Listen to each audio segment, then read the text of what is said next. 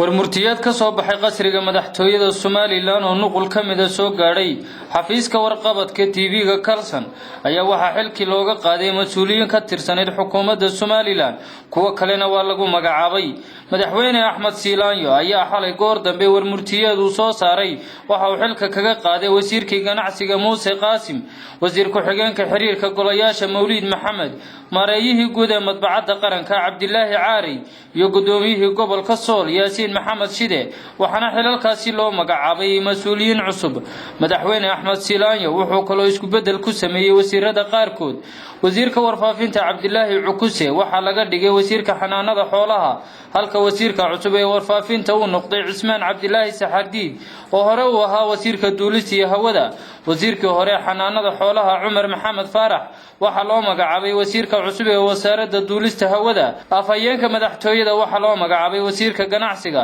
waxaana sidoo kale madaxweynuhu isku bedel ku sameeyay wasiir ku-xigeenno mudane Siciid Cabdi Maxamuud wasiir ku-xigeenka wasaaradda duulista waxa loo magacaabay wasiir ku-xigeenka wasaaradda ganacsiga mudane Kaysar Cabdilaahi Maxamed wasiir ku-xigeenka wasaaradda ganacsiga waxa loo magacaabay wasiir ku-xigeenka wasaaradda qorsheynta mudane Cabdi Yuusuf Cabdi Wadaad wasiir ku-xigeenka wasaaradda qorsheynta waxa loo magacaabay wasiir ku-xigeenka wasaaradda kalluumaysiga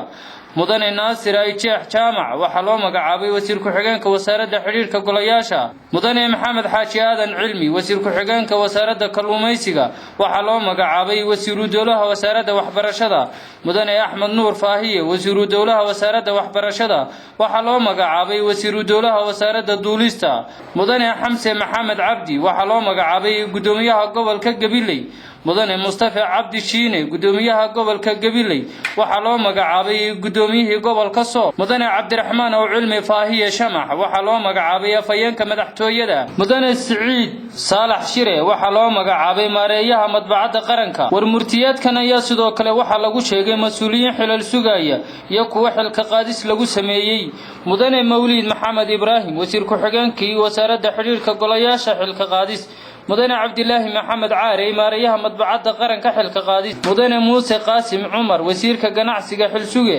mudane Yaasiin Maxamed Shide gudoomiyaha gobolka Sool xilsuge wax faahfaahin lagama bixin isku bedelkan cusub ee madaxweynaha qaranka Jamhuuriyadda Soomaaliland sameeyay Maxamed Faarax Bile muqbaahiyaha Kalsan TV Hargeysa